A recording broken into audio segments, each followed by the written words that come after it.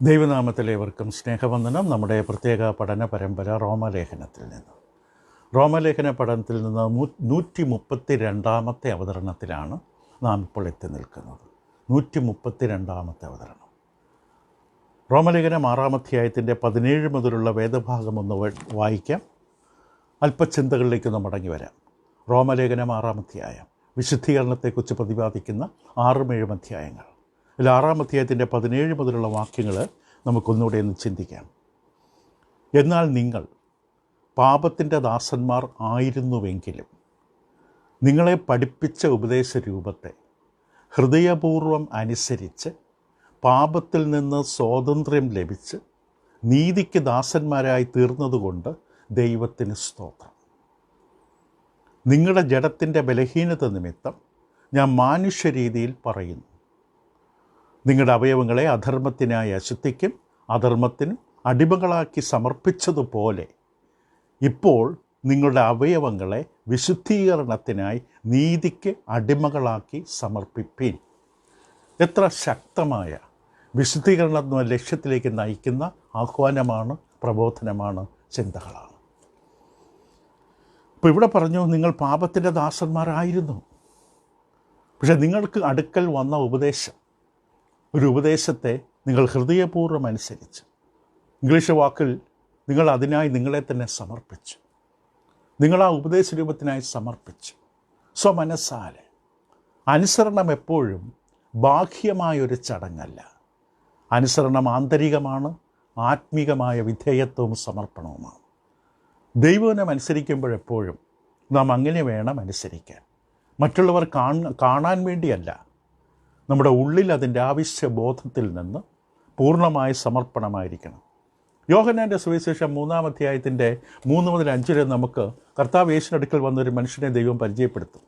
ദൈവാത്മാവ് നിക്കോദീമസ് യേശുവിൻ്റെ അടുക്കൽ വരുമ്പോൾ നിക്കോദീമസിനോട് ക്രിസ്തു പറഞ്ഞു, നീ വീണ്ടും ജനിക്കണം. എങ്ങനെ ജനിക്കണം? വെള്ളത്താലും ആത്മാവിനാലും ജനിക്കണം. അങ്ങനെയാണ് നീ വീണ്ടും ജനിക്കേണ്ടതെന്ന് യോഹന്നാൻ്റെ സുവിശേഷം 3 അധ്യായം 3 മുതൽ 5 വേദഭാഗത്തിൽ പറഞ്ഞു. തുടർന്ന് അതിൻ്റെ 14 മുതൽ 16 വരെയുള്ള വാക്യങ്ങളിൽ അതേ അധ്യായത്തിൽ തന്നെ ക്രിസ്തു പറഞ്ഞു, മോശ മരുഭൂമിയിൽ സർപ്പത്തെ ഉയർത്തിയതുപോലെ മനുഷ്യപുത്രനെ ഉയർത്തേണ്ടതാകുന്നു. അവനിൽ വിശ്വസിക്കുന്നവനും നിത്യജീവൻ പ്രാപിക്കേണ്ടതിന് തന്നെ. ഇപ്പം കർത്താവ് യേശുവിനെ വിശ്വസിക്കുന്നവനാണ് കർത്താവിനെ ലോകമുമ്പാകെ ഉയർത്തിവെച്ചത്. തൻ്റെ ഏകജാതനായ പുത്രനിൽ വിശ്വസിക്കുന്നവനും നശിച്ചു പോകാതെ നിത്യജീവൻ പ്രാപിക്കേണ്ടതിന് ദൈവം അവനെ നൽകുവാൻ തക്കുന്ന ലോകത്തെ സ്നേഹിച്ചു. എല്ലാവരും നിത്യതയിലേക്ക് വരണം. ദൈവത്തിൻ്റെ പദ്ധതി അതാണ്. അതിന് കാരണക്കാരനായ യേശുവിനെ ദൈവം ലോകത്തിന് മുമ്പിൽ പാപപരിഹാരകനായി രക്ഷകനായി അവതരിപ്പിച്ചു. എന്നിട്ട് അതേ അധ്യായത്തിൻ്റെ 36 വാക്യം ശ്രദ്ധിക്കുക. പുത്രനിൽ വിശ്വസിക്കുന്നവന് നിത്യജീവനുണ്ട്. അപ്പോൾ നിത്യജീവനെക്കുറിച്ചാണ് ഇത്രയും നേരം പറഞ്ഞത്. പുത്രനിൽ വിശ്വസിക്കുന്നവന് നിത്യജീവനുണ്ട്. പുത്രനെ അനുസരിക്കാത്തവന് ജീവനെ കാണുകയില്ല. ദൈവക്രോധം അവൻ്റെ മേൽ വസിക്കുന്നേ ഉള്ളൂ. അപ്പോൾ വിശ്വസിക്കുകയും അനുസരിക്കുകയും ചെയ്യുക എന്ന് പറയുന്നത് ഒരു നാണയത്തിന് 2 വശങ്ങൾ പോലെയാണ്. വിശ്വാസത്തിന് എപ്പോഴും അനുസരണം ആവശ്യമാണ്. ഇത് ഉടനീളം ബൈബിളിൽ കാണാം. റോമലേഖനത്തിൽ അതിൻ്റെ 1 അധ്യായം 16-26, റോമർ 2-ൻ്റെ 25-28 പുറമേയുള്ള പരിച്ഛേദനയല്ല, അകമയുള്ള പരിച്ഛേദനയാണ് പ്രധാന. റോമലേഖനം 2 അധ്യായത്തിൻ്റെ 25-28 പൗലോസ് വ്യക്തമായിട്ട് പറഞ്ഞു, നീ ന്യായപ്രമാണം ആചരിച്ചാൽ പരിച്ഛേദന പ്രയോജനമുള്ളത്. ബൈബിളും കൊണ്ടു നടന്നിട്ട് കാര്യമില്ല. ബൈബിൾ വായിക്കണം, പഠിക്കണം, അനുസരിക്കണം. അതാണ് ആവശ്യം. പുറമേയുള്ള യഹൂദനല്ല യഹൂദൻ, അകമേ യഹൂദനാകണം. അക്ഷരത്തിലല്ല, ആത്മാവിലുള്ള ഹൃദയ പരിച്ഛേദനയാണ് ദൈവത്തിന് പുകഴ്ച കിട്ടുന്ന പരിച്ഛേദന. മത്തായിയുടെ സുവിശേഷം 3 അധ്യായത്തിൻ്റെ 8 മുതൽ 9 വരെയുള്ള വേദഭാഗങ്ങളിൽ സ്നാപയോഹന്നാൻ ഭൂമിയിലേക്ക് കടന്നു വരുമ്പോൾ തന്നെ കണ്ടുകൊണ്ട് അനേകം തൻ്റെ അടുക്കലേക്ക് കൂടി വരും, തൻ്റെ പ്രസംഗം കേൾക്കും. പക്ഷേ യോഹന്നാൻ വ്യക്തമായിട്ട് പറയും, മാനസാന്തരത്തിന് യോഗ്യമായ ഫലം കായ്പീൻ. ഒരു പാരമ്പര്യം പറഞ്ഞുകൊണ്ടിരുന്നു. പക്ഷേ യോഹന്നാൻ പറഞ്ഞു, നിങ്ങൾ അനുസരിക്കണം, മാനസാന്തരപ്പെടണം, നിങ്ങളുടെ ജീവിതം ക്രമീകരിക്കണം. എൻ്റെ പിന്നാലെ ഒരാൾ വരുന്നുണ്ട്. മത്തായിയുടെ സുവിശേഷം 7 അധ്യായത്തിൻ്റെ 15-21 വരെയും കർത്താവ് തന്നെ അത് വളരെ വ്യക്തമായിട്ട് പറഞ്ഞു. ആടുകളുടെ വേഷം കൊണ്ട് നിങ്ങളുടെ അടുക്കൽ വരുന്ന കള്ളപ്രവാചകനെ സൂക്ഷിക്കുക, ഫലം നോക്കിക്കൊണ്ട് വൃക്ഷത്തെ തിരിച്ചറിയുക. എന്നിട്ട് പറഞ്ഞു, എന്നോട് കർത്താവ് എന്ന് പറയുന്നവനുമല്ല, സ്വർഗസ്വൻ്റെ പിതാവിൻ്റെ ഇഷ്ടം ചെയ്യണം. മത്തായിയുടെ സുവിശേഷം 15 അധ്യായത്തിൻ്റെ ആദ്യത്തെ 20 വാക്യങ്ങൾ വിശദമായി കർത്താവ് യേശു കാണിച്ചു തന്നു. പുറമേ കൈ കഴുകാത്തതുകൊണ്ട് നിങ്ങൾ ശിഷ്യന്മാരെ കുറ്റപ്പെടുത്തി. പുറമേ കൈ കഴുകാത്തല്ല പ്രശ്നം, നിങ്ങളുടെ ഹൃദയത്തിൻ്റെയാണ് പ്രശ്നം. അപ്പനെ അമ്മയെ ബഹുമാനിക്കുന്നതിന് പകരം അവർക്ക് കൊടുക്കേണ്ടത് വഴിപാടായി ദേവാലയത്തിൽ കൊടുത്തെന്ന് പറഞ്ഞുകൊണ്ട് ഉത്തരവാദിത്തം നിന്ന് ഒളിച്ചുവിടുന്ന മനുഷ്യരോട് ക്രിസ്തു ശക്തമായി ശാസിച്ചു. മത്തായിയുടെ സുവിശേഷം 22-ാം അധ്യായത്തിലും കാണാം. ഏതാണ് ഏറ്റവും വലിയ കൽപ്പന എന്ന ചോദ്യത്തിൽ നിൻ്റെ ദൈവമായ കർത്താവിനെ പൂർണ്ണ ഹൃദയത്തോടും പൂർണ്ണാത്മാവോടും പൂർണ്ണ മനസ്സോടെ സ്നേഹിക്കണമെന്ന് പറഞ്ഞു. മത്തായിയുടെ സുവിശേഷം 23-ാം അധ്യായത്തിൻ്റെ 39 വാക്യങ്ങളിൽ അത് വ്യക്തമായിട്ട് പരീശന്മാരെ, ശാസ്ത്രിമാരുടെ കപടഭക്തി ജനത്തിന് മുമ്പിൽ തെരുക്കോണിൽ നിന്നുകൊണ്ട് ഉറക്കെ പ്രാർത്ഥിച്ച് കയ്യുമുയർത്തി ഉറക്കെ പ്രാർത്ഥിച്ച് കപടഭക്തിയെക്കുറിച്ച് പറഞ്ഞു. അനേക തവണ കപടഭക്തിക്കാരെ എന്ന മത്തായി 23-ൽ പരീശന്മാരെ, ശാസ്ത്രിമാരെ കർത്താവ് ശാസിച്ച് സംസാരിക്കുന്നത് കാണാം. എൻ്റെ 39 വരെയുള്ള വാക്യങ്ങളിൽ. പ്രവർത്തികളുടെ പുസ്തകം 7-ാം അധ്യായത്തിൻ്റെ 51 മുതൽ അതിൻ്റെ 53 വരെയുള്ള വേദഭാഗത്തിൽ സ്തേഫാനോസിൻ്റെ പ്രസംഗത്തിൽ നമുക്കത് തന്നെ കാണാൻ കഴിയും. സാക്ഷിക്കാർ ഹൃദയത്തിനും ചെവിക്കും പരിച്ഛേദനയില്ലാത്തവരുമായുള്ളവരെ, നിങ്ങളുടെ പിതാക്കന്മാരെ പോലെ തന്നെ നിങ്ങളും എല്ലായ്പ്പോഴും പരിശുദ്ധാത്മാവോട് മറുത്തു നിൽക്കുന്നു. അപ്പോൾ ദൈവനെ കേൾക്കുന്നു, അനുസരിക്കുന്നില്ല. എന്താ സംഭവിക്കുന്നത്? പരിശുദ്ധാത്മാവോട് മറുത്തു നിൽക്കുകയാണ്, തടയുകയാണ്. അപ്പോൾ അനുസരണം ദൈവം എന്നും ആവശ്യപ്പെടുന്നതാണ്. അപ്പോൾ ഇവിടെ പൗലോസ് അപ്പോസ്തലൻ റോമലേഖനം 6-ാം അധ്യായത്തിൽ റോമിലുള്ള വിശ്വാസികളോട് പറഞ്ഞു, നിങ്ങൾ പണ്ട് പാപത്തിൻ്റെ ദാസന്മാരായിരുന്നു, പക്ഷേ നിങ്ങളുടെ അടുക്കൽ വന്ന ഉപദേശരൂപത്തെ നിങ്ങൾ ഹൃദയപൂർവ്വം അനുസരിച്ച്. ഉപദേശരൂപം അവരുടെ അവസ്ഥയിൽ നിന്ന്, പാപത്തോടുള്ള അടിമത്വത്തിൽ നിന്ന് അവരെ മോചിപ്പിക്കുന്ന ഒരു ഉപദേശം, ഒരു ഉപദേശ രൂപം എന്ന് പറഞ്ഞാൽ എല്ലായിടത്തും പ്രസംഗിക്കേണ്ട ഒരു മാതൃക, എല്ലായിടത്തും പ്രസംഗിക്കേണ്ട ഒരു മാതൃകയായ ഉപദേശം. ഓരോ സ്ഥലത്ത് നിന്നിട്ട് ഓരോ രാജ്യത്തു നിന്ന് വ്യത്യസ്തമായി പ്രസംഗിക്കാൻ പാടില്ല. ദൈവത്തിൻ്റെ വേല ഒരിക്കലും അങ്ങനെ ചെയ്യാൻ പറ്റില്ല. യഥാർത്ഥ സുവിശേഷം പ്രസംഗിക്കാൻ ലോകത്തിൻ്റെ ഏത് രാജ്യത്ത് ചെന്നാലും, എത്ര പ്രായമുള്ളവരെടുക്കെ ചെന്നാലും, വിദ്യാഭ്യാസമുള്ളവരും ഇല്ലാത്തവരെടുക്കെ ചെന്നാലും പ്രസംഗിക്കേണ്ട സുവിശേഷം ഒരേ ഒരു സുവിശേഷമാണ്, ഒരേ ഉപദേശമാണ് നൽകേണ്ട, ഒരേ രൂപമാണ്, ഒരേ അച്ചാണ്, ഒരേ മാതൃകയാണ്. അതാണ് ഇവരും അനുസരിച്ചത്. എന്താണ് ഉപദേശരൂപം? സുവിശേഷം. സുവിശേഷവും അതിൻ്റെ അനന്തര ഫലങ്ങളും, അതാണ് ഉപദേശരൂപം. കർത്താവ് യേശുവിനെക്കുറിച്ച്, ക്രിസ്തു നിങ്ങൾക്ക് വേണ്ടി മരിച്ചു അടക്കപ്പെട്ട് ഉയർത്തെഴുന്നേറ്റു, നിങ്ങളുടെ പാപത്തിൻ്റെ സ്ഥാനത്ത് പാപത്തിൻ്റെ ഭാണ്ഡം ചുമന്ന് നിങ്ങളുടെ സ്ഥാനത്ത് നിങ്ങൾ കൊള്ളേണ്ട അടി കർത്താവ് യേശു ദൈവപുത്രൻ ലോകരക്ഷകനായി കടന്നു വന്നത് നിങ്ങൾക്ക് വേണ്ടി മരിച്ചു. ഇതെല്ലായിടത്തും ഇത് തന്നെ പ്രസംഗിക്കണം. ക്രൂശിക്കപ്പെട്ട ക്രിസ്തുവിനെ അല്ലാതെ മറ്റൊന്നും പ്രസംഗിക്കരുത്. ഇതാണ് രക്ഷിക്കുന്ന സന്ദേശം. ഇതാണ് പൗലോസ് ഒരിക്കലും താൻ ലജ്ജിക്കില്ലെന്ന് പറഞ്ഞത്. ഇത് വിശ്വസിക്കുന്ന ഏവനും, അത് യഹൂദരായാലും യവനനായാലും പുറജാതിക്കാരനായാലും ബർബരനായാലും സ്ത്രീയായാലും പുരുഷനായാലും സുവിശേഷം കേൾക്കണം. അതിന് സുവിശേഷം എന്താണെന്ന് ആദ്യം മനസ്സിലാക്കണം. എന്നിട്ട് വേണം അതിനനുസരിക്കാൻ. സുവിശേഷം അനുസരിക്കാനുള്ളതാണ്, കേട്ട് രസിക്കാനുള്ളതല്ല. ഇത് വളരെ പ്രത്യേകമാണ്, വളരെ പ്രധാനപ്പെട്ടതാണ്. അപ്പോൾ ഈ ഉപദേശരൂപം ഇവരുടെ അടുക്കൽ വന്നു, ഇവരിതനുസരിച്ച്. ഇത് വേറിട്ട ഏകമായ നിസ്തുലമായ ഉപദേശരൂപമാണ്. ഇതിന് പകരം മറ്റൊന്നും മനുഷ്യരെ രക്ഷിക്കില്ല. മനുഷ്യൻ്റെ ആത്മീക പതനത്തിൽ നിന്ന്, ആത്മീക മരണത്തിൽ നിന്ന് മറ്റൊരു ഉപദേശം, മറ്റൊരു വഴിയില്ല. കർത്താവ് യേശുവിനെ തന്നെയാണ് അവർക്ക് കൊടുക്കേണ്ടത്. അതൊരു മാതൃകയായി തന്നിരിക്കുക. എല്ലായിടത്തും എങ്ങും പൗലോസ് പറഞ്ഞ പോലെ, ഞാൻ എങ്ങും ഏത് സഭയിലും പ്രസംഗിക്കുന്നില്ല, ക്രിസ്തുവിലുള്ള എൻ്റെ വഴികൾ തിമോത്തിയോസ് നിങ്ങളോട് പ്രസംഗിക്കും. റോമലേഖനം 1-ാം അധ്യായത്തിൻ്റെ 4 വാക്യങ്ങൾ. എന്താണ് സുവിശേഷം? ആരെക്കുറിച്ചുള്ളതാണ്? ദൈവത്തിൻ്റെതാണ് സുവിശേഷം. 2:16 പൗലോസ് പറഞ്ഞു, ഈ സുവിശേഷമാണ് അവസാനം ന്യായം വിധിക്കുന്നത്.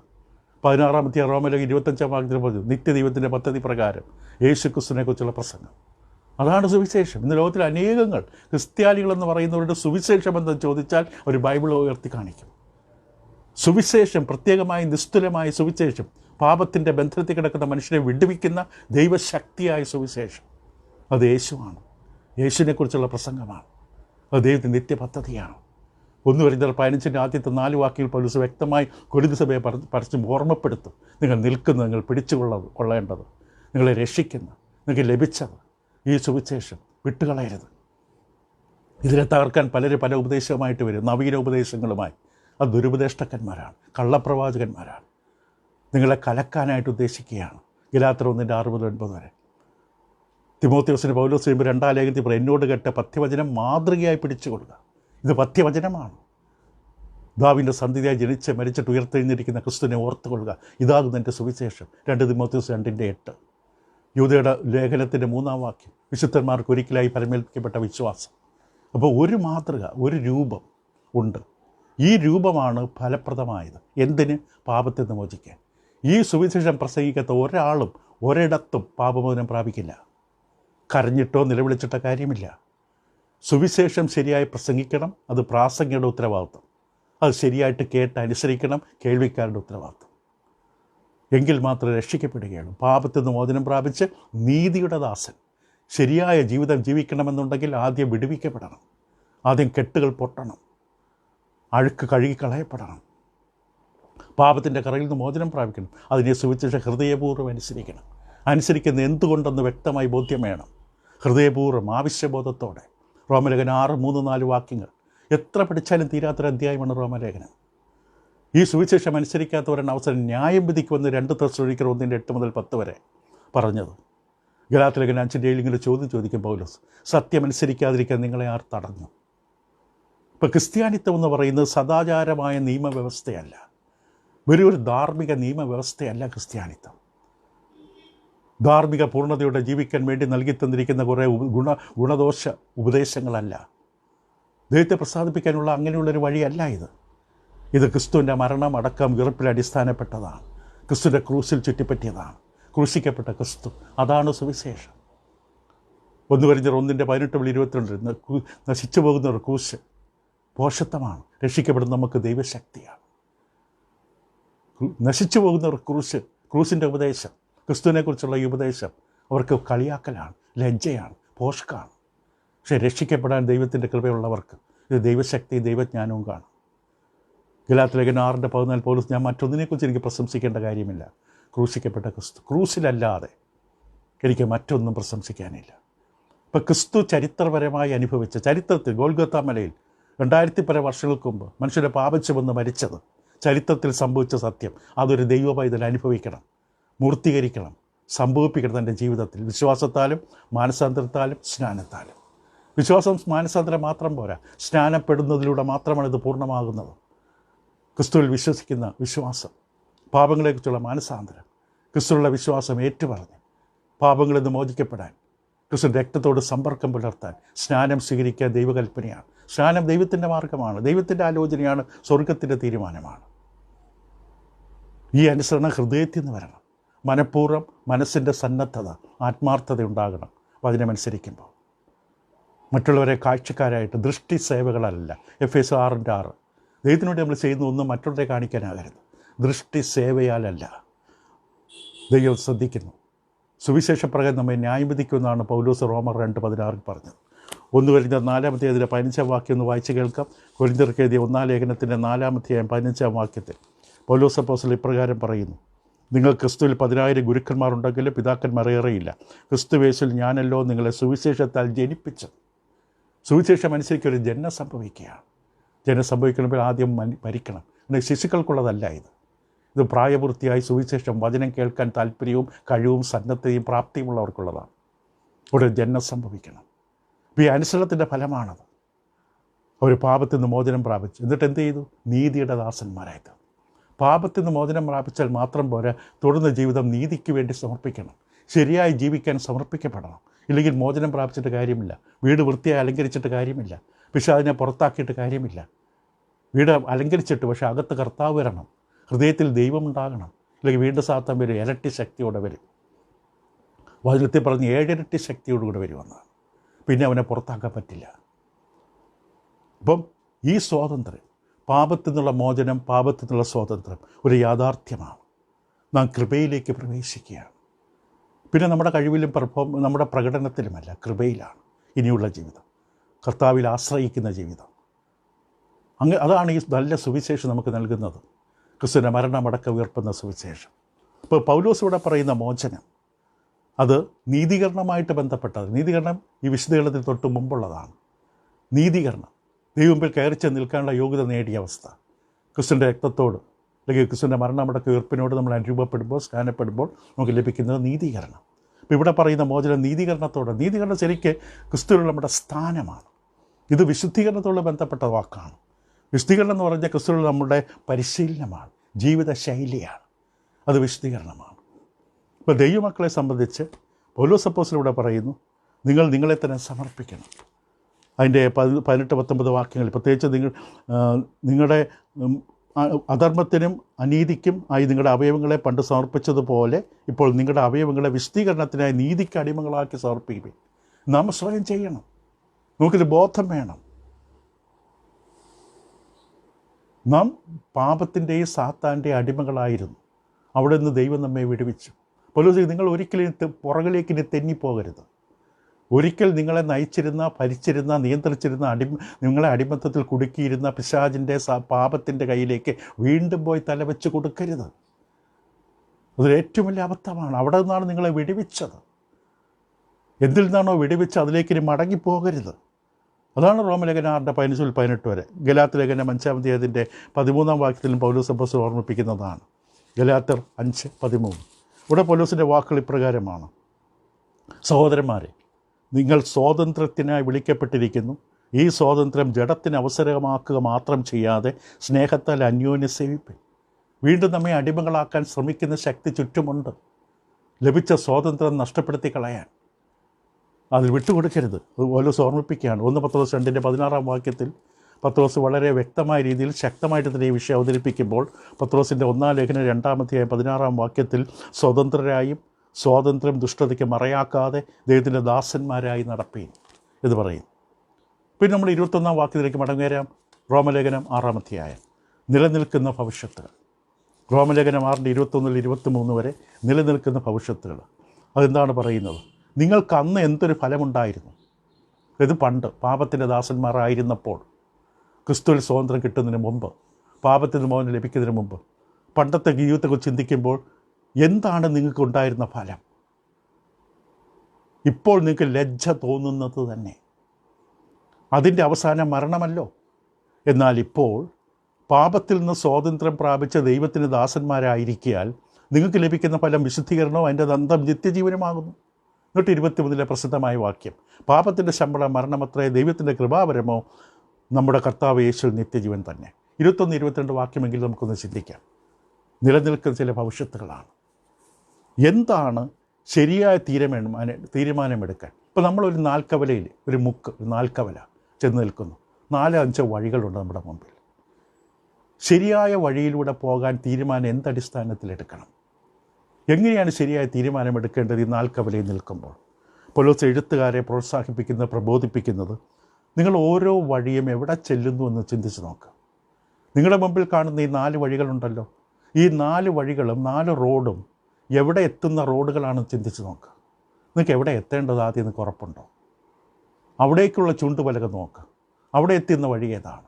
ഈ 4 വഴികളും ശരിക്കും അതിൻ്റെ അന്ത്യം, ലക്ഷ്യസ്ഥാനം എവിടെയാണത് എത്തിക്കുന്നത് നോക്കുക. അപ്പോൾ അതുകൊണ്ടാണ് ആദ്യം ചോദിച്ചത്,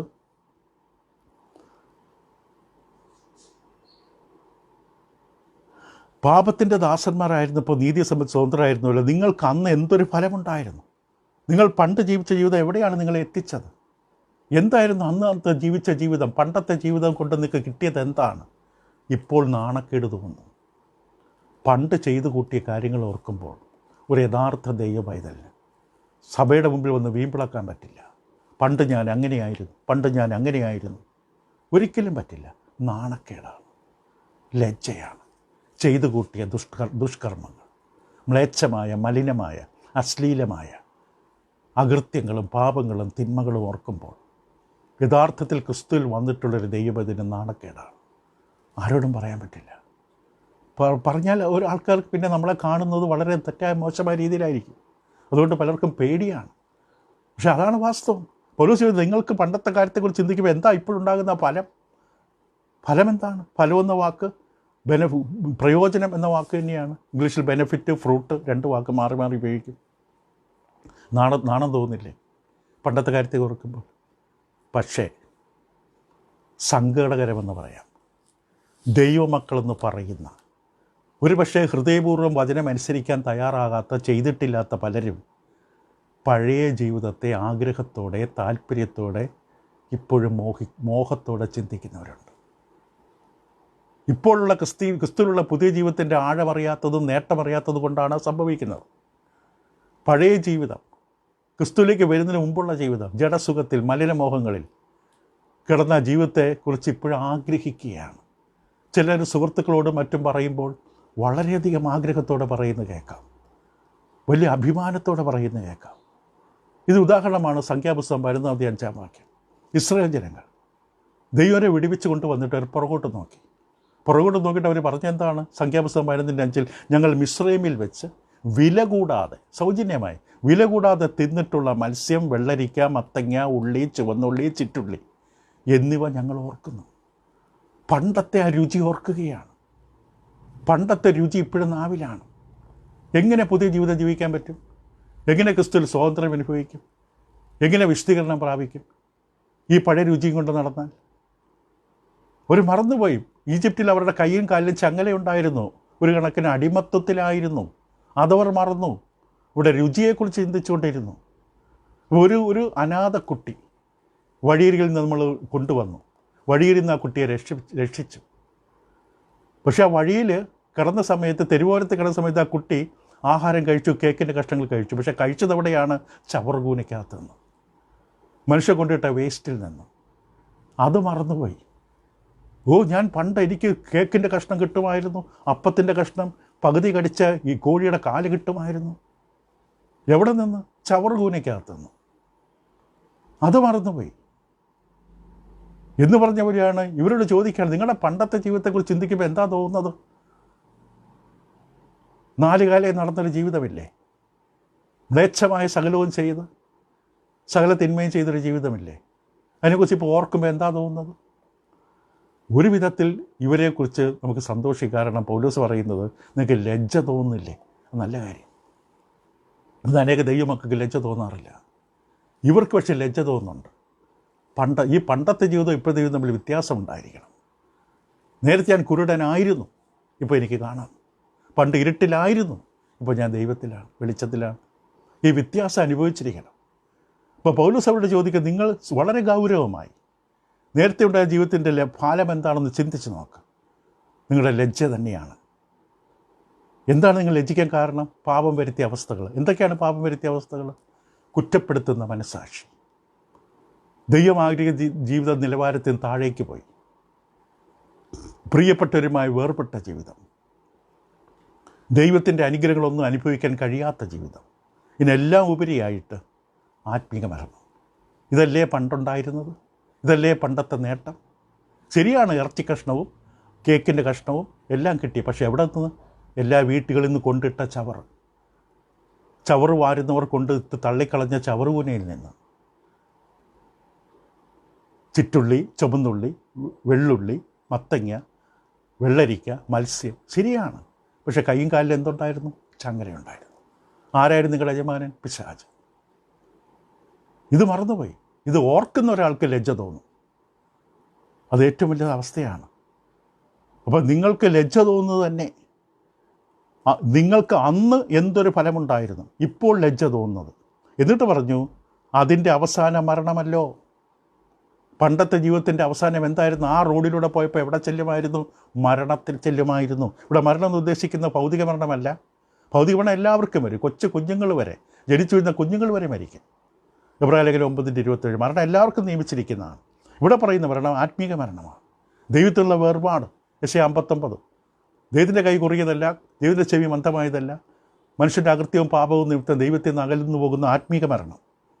ഇപ്പോൾ ഈ പശ്ചാത്തലത്തിൽ ആത്മീക മരണമാണ്. കാരണം 6:22 അവിടെ നിത്യജീവൻ എന്ന് പറയുന്നുണ്ട്. 22. അപ്പോൾ ഒരു വശത്ത് ഒരു റോഡ് ചെല്ലുന്ന നിത്യജീവനിലേക്കാണ്, ഇപ്പോൾ മറ്റേ റോഡ് നിത്യമരണത്തിലേക്കാണ്. ആത്മീക മരണമാണ്. നിത്യമരണം അതിനകത്ത് ഉൾപ്പെടും. ആത്മീക മരണം എന്ന് പറഞ്ഞാൽ ദൈവത്തിൽ നിന്ന് അകലുക. നിത്യമരണം എന്ന് പറഞ്ഞാൽ ദൈവത്തിൻ്റെ സന്നിധാനം വിട്ട് അകലുക.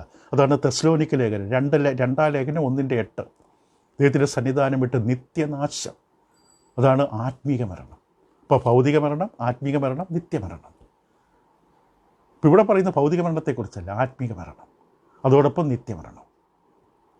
പാപം ഒരു സുഹൃത്തിനെ പോലെ വരും, പക്ഷെ ശരിക്കും നമ്മുടെ ശത്രുവാണ്. പാപം സ്വാതന്ത്ര്യം വാഗ്ദാനം ചെയ്യും, പക്ഷേ കൈയും കാലിലും ചങ്ങലയിൽ കെട്ടിയിടും.